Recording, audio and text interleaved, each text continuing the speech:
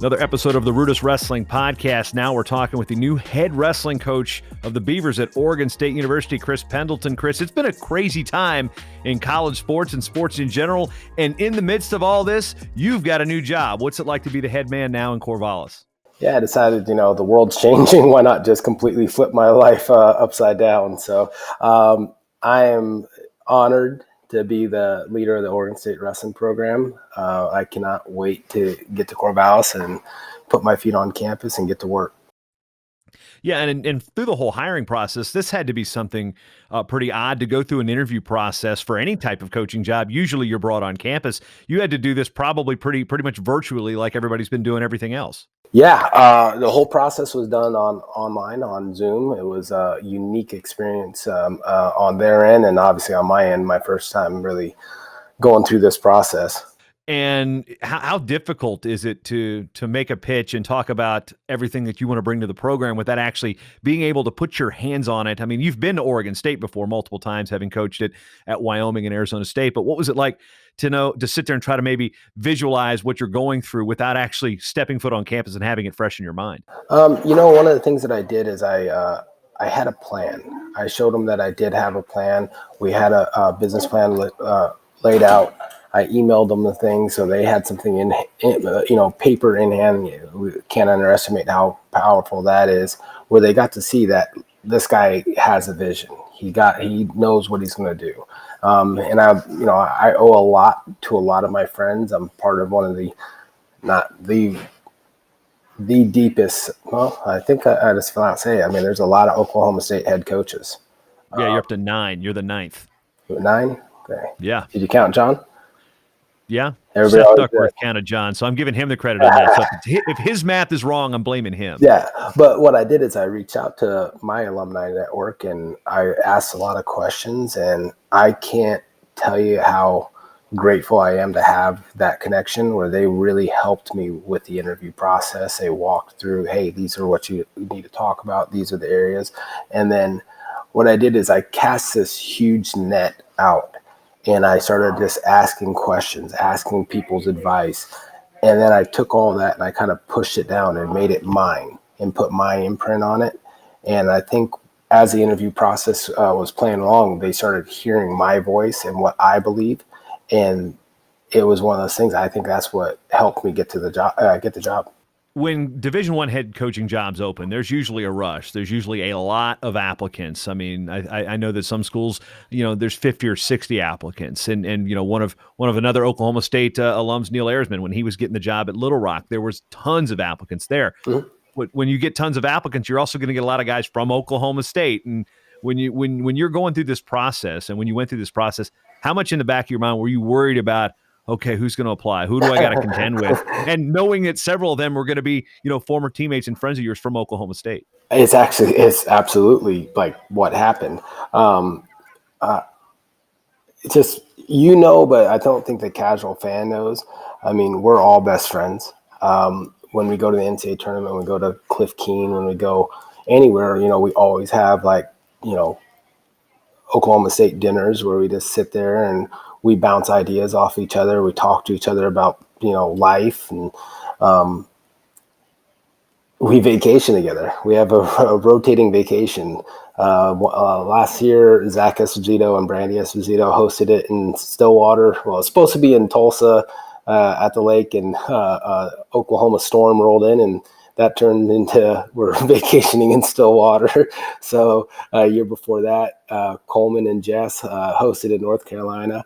Hopefully in the near future, I can host in Corvallis. And it's something that we're really extremely close. And, we have our running group messages and everything.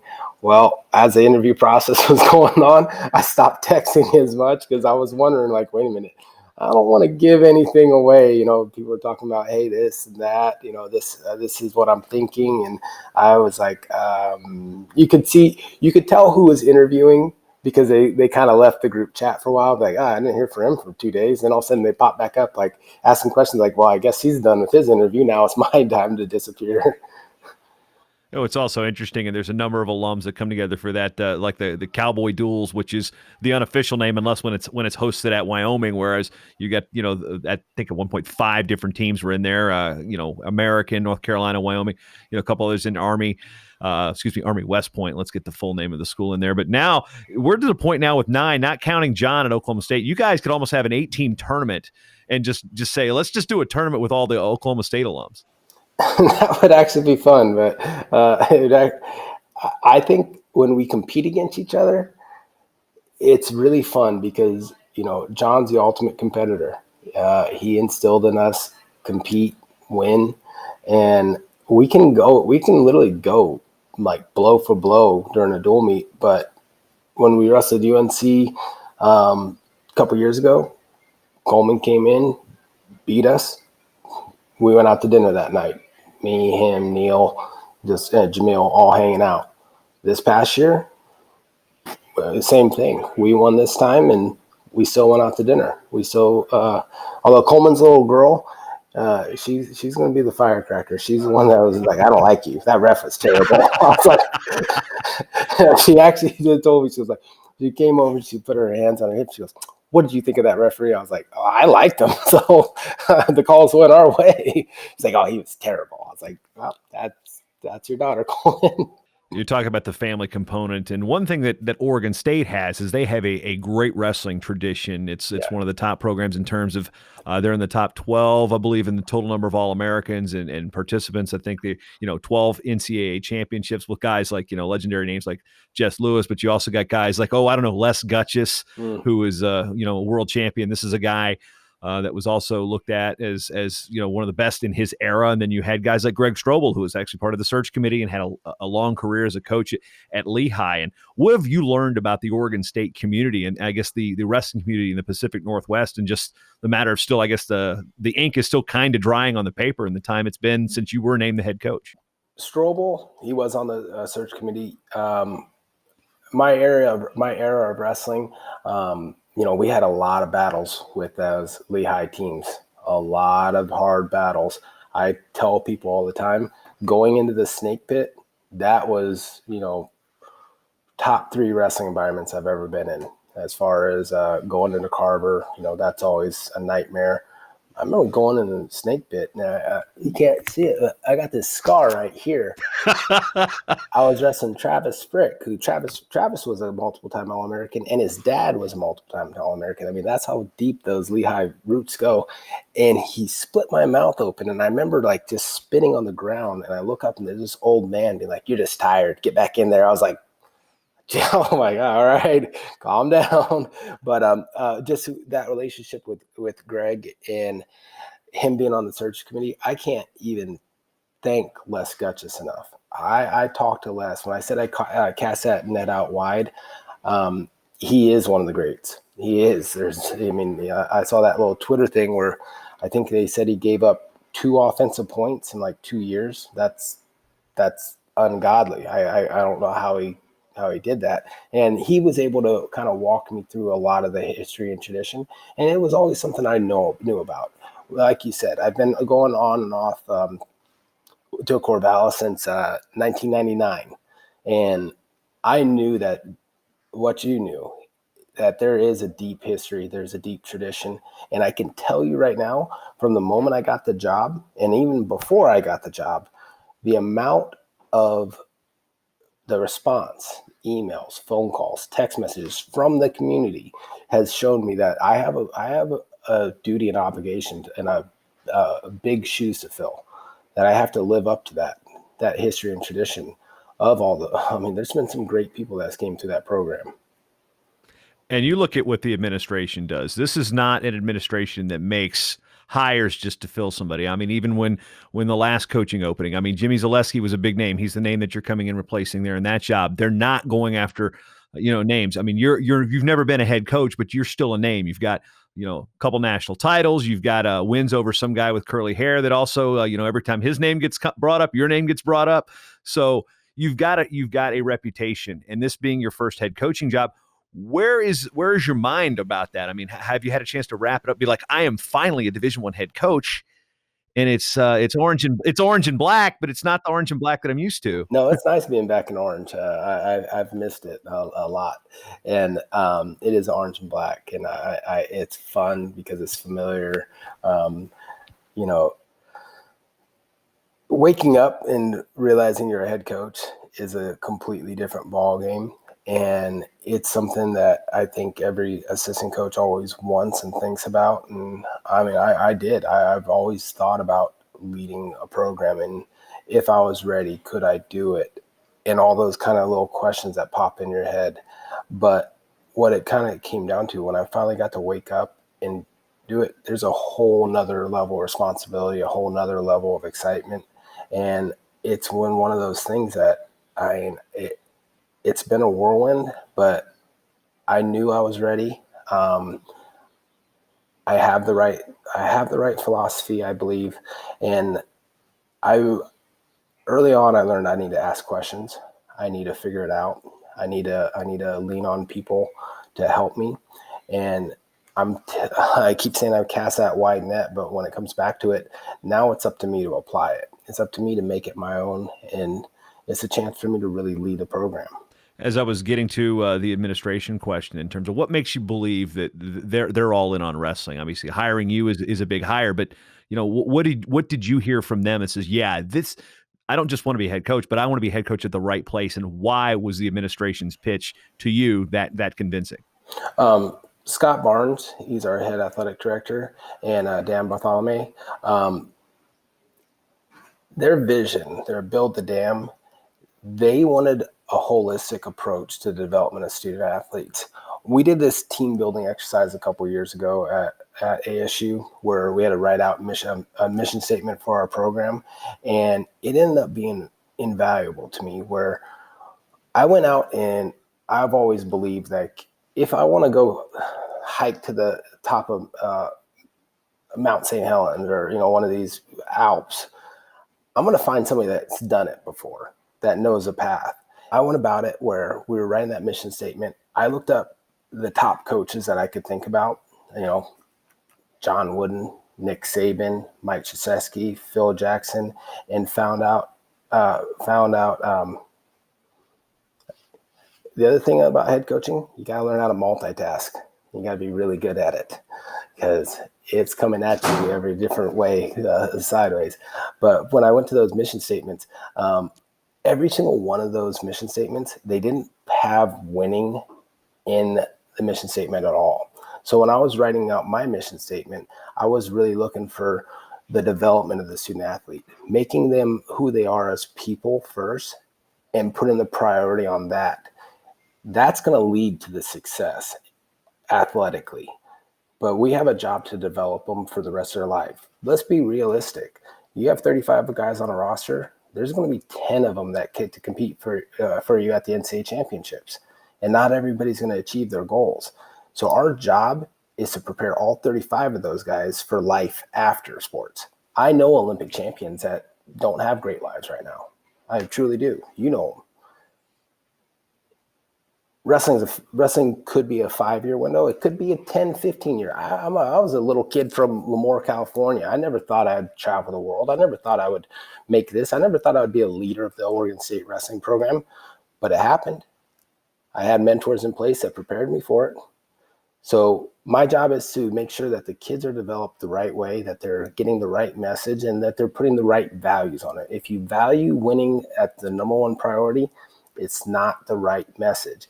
And Scott Barnes believes that. When you talk to him and you read that Build the Dam and everything, that's just what it is. Part of getting those people there and having the people to build is getting the right people. In the Pacific Northwest, there's a great wrestling culture. We see it in Fargo every year, where you see in freestyle and Greco-Roman, especially in Greco, where there is, Oregon's putting guys on the podium, Washington, Idaho, then even up, you drift up into Alaska, but in Northern California, the state of Jefferson, if you will. You've got an opportunity where there is a rich wrestling culture and there is a rich talent pool to draw from. How much of that was in the back of your mind when you applied for this, knowing, yeah, there's some really good kids in Washington and Oregon, outside of my home state of California, as I'm speaking for you, that are primed to build a program. Oh, absolutely. One of the things with my experience at Wyoming, each stop in my coaching career has kind of like given me lessons, like really, really big lessons. My first stop at Oklahoma State, 34 national titles, the tradition, the history, everything. It taught me how to win. It taught me everything in place. Then I followed Mark Branch, and I learned how to build a program. What Branch has done at Wyoming, people don't realize like what he's at when you really take a step back and look at it. He's perennially beating powerhouses. He's perennially putting people on the podium. And I remember one of my first recruiting phone calls, it was like finding the right kid to fit that culture. And that was a lot of how I started getting in, even though the previous coaching staff had recruited the Northwest a lot. So that's when I started getting my kind of recruiting ties and connections with there. And then when I moved on to Arizona State, one thing I've learned is, what did I want my program to look like? What will I value? What kids am I going to go after? It's not always going to be about the flashiest name or the biggest, splash and being on the front page of, Flow or, people talking. I want the right kids for the program. I want kids that want to live the right lifestyles, that want to come in, buy into the vision, buy into the beliefs, that want to really focus on the development of who they are as people. And then I just really believe with that mindset, we're going to be able to start bringing Oregon State back to the level that it has been at before. And that's something that people forget. This is a program that's been at that level already. And that's the expectations from the wrestling community out there. That's the expectations from myself. That'll be the expectations from the staff and the student athletes. But we're going to prioritize the right things. Culture and character are not things that are just going to be put on the wall. They're going to be things I believe in. When we talk about the culture and character, part of that again is back to recruiting and picking those kids up. And is it overstated in recruiting circles that because you're from California, you've got that California tie, or because somebody's from Michigan, they've got a Michigan tie that's going to help them get recruits there? How much does your California roots help with this position? One of the things that it's overstated a little bit, like, big time school comes in, kids are going to listen to them. They're going to go. And as a kid goes through the recruiting process, one, your name can get your foot in the door. But what I'm finding more importantly is, especially for California, for me, is these are people that I grew up with. These are people that know me. They know that I'm not a salesman. I'm not coming in and making false claims. I'm very fortunate that I've had great mentors that have always taught me how to carry myself the right way and how to treat people. So when I go into a door and I'm talking to a kid and he goes back and talks to his high school coach, talks to his peers and friends, they're going to hear things about me that they're going to like. They're going to know that this is what I value. This is who I am. How much is the coaching, I guess, game change for you personally? And something that when you're a young coach, you're still a couple years out of high school. The kids may remember you wrestling. Now, I mean, you've probably eclipsed your 20-year high school reunion at this point, or close to it. And the kids, yeah, they weren't born when you were wrestling. And the guys that are coaching them are now guys you might have beaten, or your teams have beaten, or you grew up wrestling with. So the dynamic goes from being assistant coach, where kids remember you wrestling, to now being a head coach, and you're recruiting guys that were part of your generation of wrestlers that are now coaching our kids. I mean, how different has that changed from the coaching standpoint? It is. I mean, we're now a kid. I actually had talking to somebody about this the other day. Yeah, YouTube was like 3 years behind for me. Like all my best wins, I just miss YouTube. Where now I have more losses on YouTube. I think my number one wrestling video is me getting beat by Daniel Cormier, and that's a whole nother different story. It was supposed to be an exhibition match, and he rope-a-doped me. But it is like most kids, they at least have heard of me, or at least I can sell myself to them about my athletic achievements. But now it's about the coaching side of it. There's been great athletes that have transitioned to coaching and don't put people on podiums. They don't develop people the right way.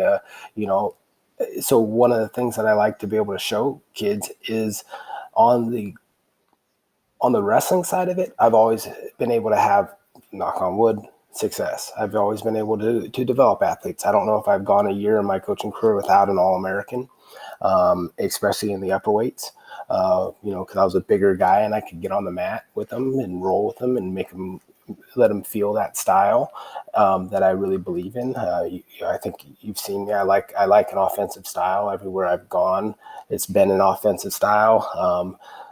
Where now I got to be able to show them that I can coach, that I can lead, that I can do the other things. It was one of the reasons why a couple of years ago I had an opportunity to become a head coach, and I walked away from it because I had to have that hard conversation with myself in the mirror where I'm just like, I'm not ready for this. There's so many other aspects of running a program outside of the wrestling part. The wrestling part's the part I miss so much right now. I would love to go get on the mat and just roll around with the guys, teach them, build, help them figure out the small details. But this is the other side of it, that I have to show recruits that this is what I'm ready to do, that I can do, and that I'm doing right now.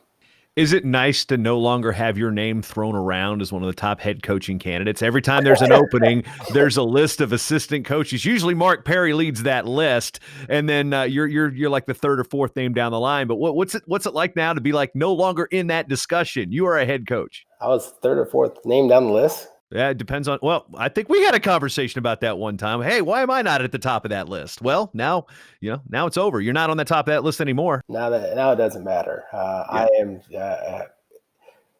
the way the world works in mysterious ways. I had a lot of different options that I was looking at for the end of the year.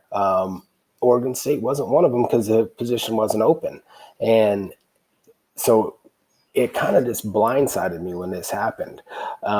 It's my life has radically changed in a week's time.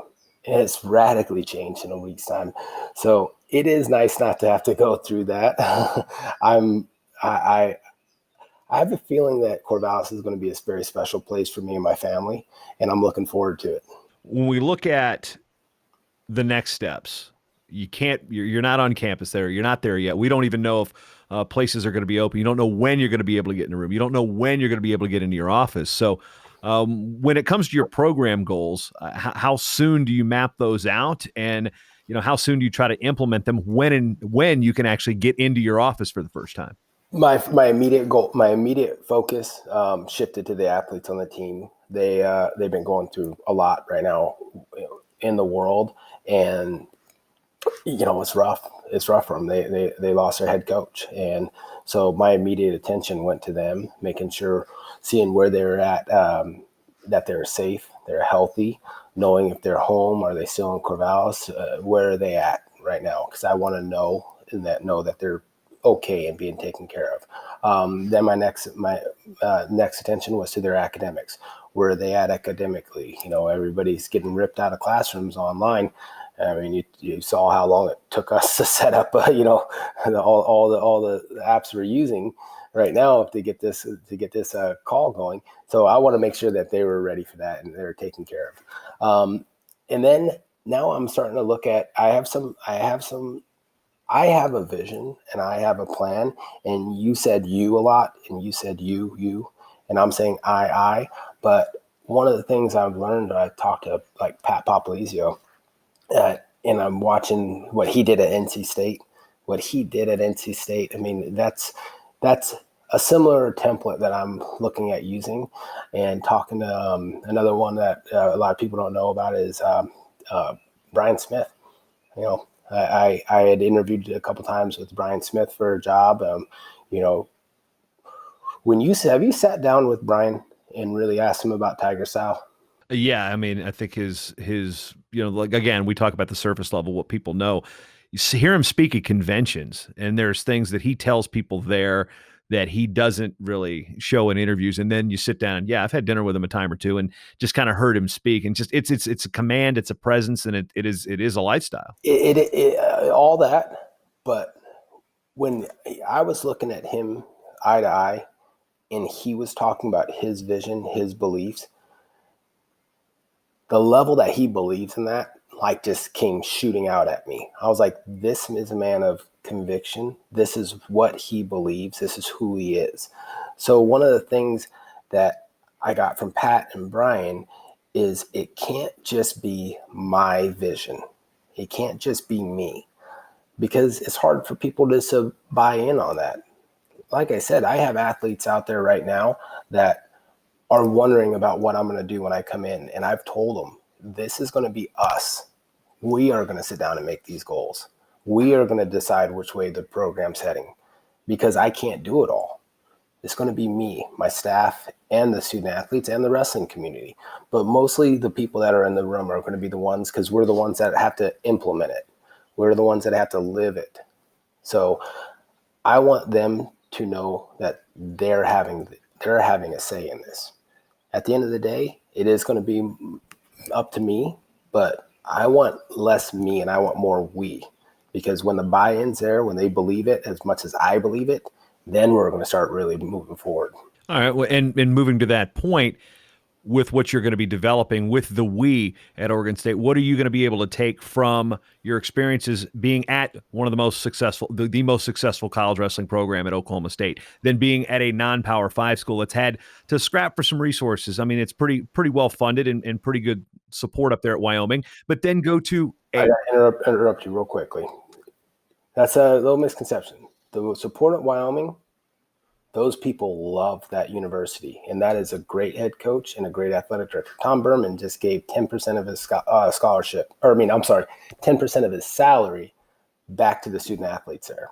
But I understand what you're saying, but I just wanted to. Well, it's not a Power 5 school, so the resources aren't what they are at Arizona State. So again, to take what you had at Oklahoma State as an athlete and had, cutting your coaching teeth there, then to go to where, almost like the real people have to, when you're not an established program, you have to work a little bit harder to get yourself into that upper echelon, and then go to Arizona State, a Power 5 with a lot of resources, a great campus, you've got a lot of things at your disposal, then to go to a school at Oregon State, which is a Power 5, looking to rebuild that tradition. So what are you going to be able to take from what you learned, doing the gritty work at Wyoming, and then being a part of one of the greatest programs in college sports history at Oklahoma State, and then working with Zeke and Jamil and the crew down there in Pritz and Tempe to rebuild a program there? I mean, how are you going to take all of those experiences and form them into this we that you're talking about in Corvallis? To start at the first one, you talked about Oklahoma State, John Smith, 6-time world Olympic champion. Do you know what kind of impact it has on a kid when you're walking in the room and you see John Smith standing on the mat and you're walking towards him, and one of the first lessons he teaches you and drills into your heart is no one's bigger than the program? That's one of the first lessons that he told me. And I'm looking at him like, you're John Smith. you're the GOAT. You're the greatest.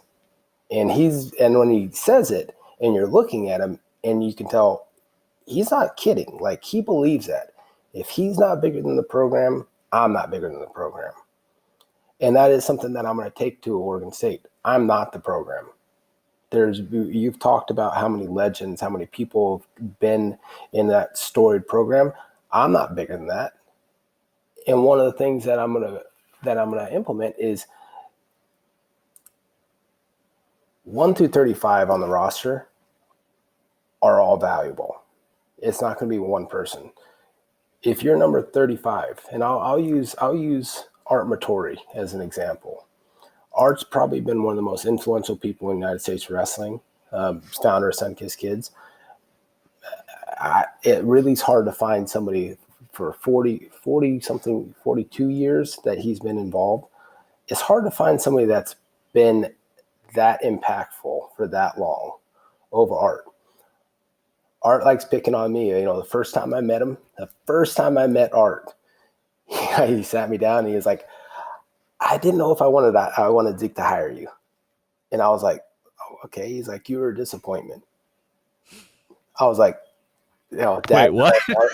He's like, you should have been an Olympic champion. And I was like, this is the first, not kidding, first 30 seconds of meeting him.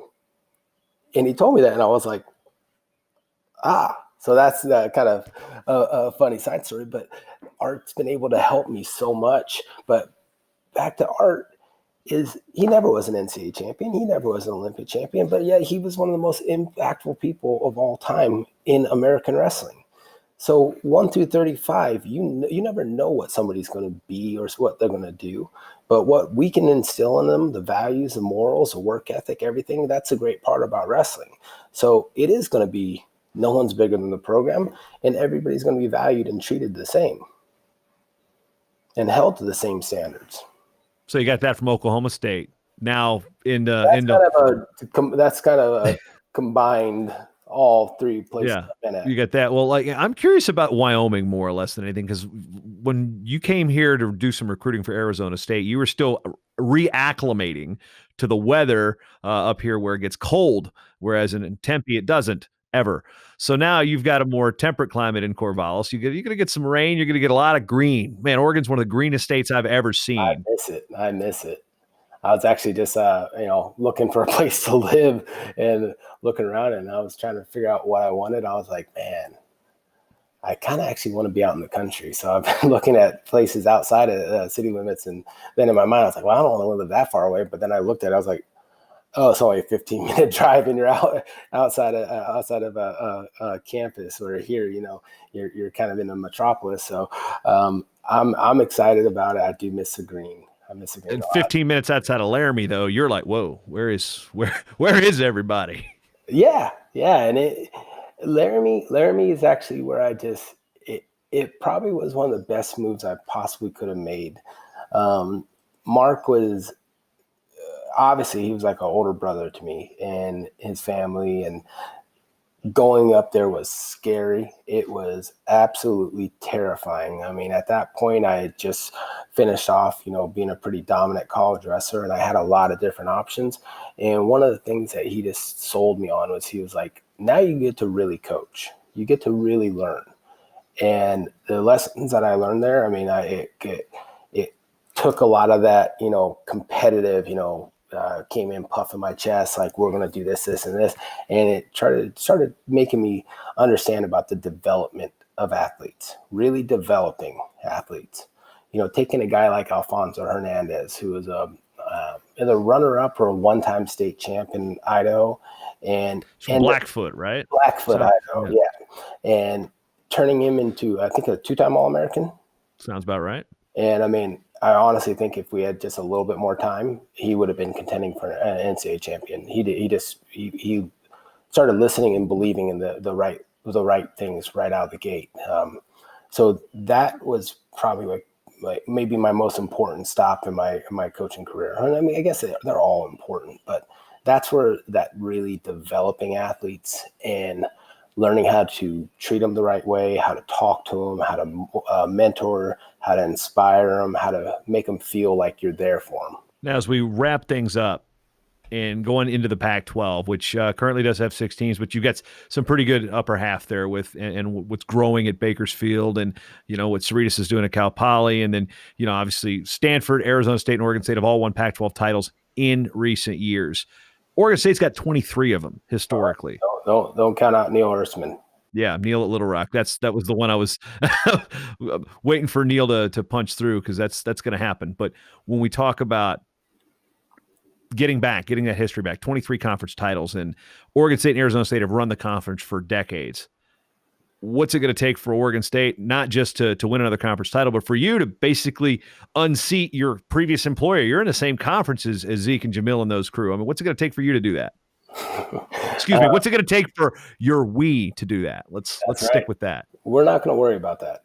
We're not going to worry about I told those guys we're about to climb a mountain. We're worried about our first step on the mountain, because that first step is going to be the path that we're going to take. And if we don't take the right first step, that path is going to get tougher. I do know it's a tough challenge. I do know the work ethic that Zeke, Jamil, and Lee have. I do know how strong of a program it is. Then that's not even the real strength. The real strength of Arizona State is the support. It's the athletic department. It's the wrestling community. It's the donors, the fans. That's the power of Arizona State. And we have that at Oregon State. I do believe that athletic department wants us to win. I can show you the support from the fans, from the alums, the best wishes. I mean, I don't know how they got my personal email, but they did. And so I know everybody wants me to start off and come in and say, oh, we're going to win a Pac-12 title. We're going after Arizona State. We're going after Stanford, because Stanford's got some young monsters in their lineup. They really do. And they got a great coaching staff too. But that's not what I'm worried about. I'm worried about the first step on the journey. And I want to make sure that it's the right step, because I want this program ran the right way. Character and culture are the things that I'm really worried about right out of the gate. So would this be Chris Pendleton's odyssey, so to speak? I knew you were going to throw that one in there. Yeah. It is my path. It is my journey. Yeah. How many people are on that journey with him? Yeah, I was going to throw an Iliad question at you, but I think that was a good place, Dan. Chris Pendleton, congratulations on the new job. I know it's something that a lot of us that have known you for years have been just like, all right, when's it going to happen? When's it going to happen? You're here. You've got it. We'll wait to see what 2020, 2021 brings when we get back on campus. So good luck along the way, and thanks for joining the RUDIS Wrestling Podcast. Thank you.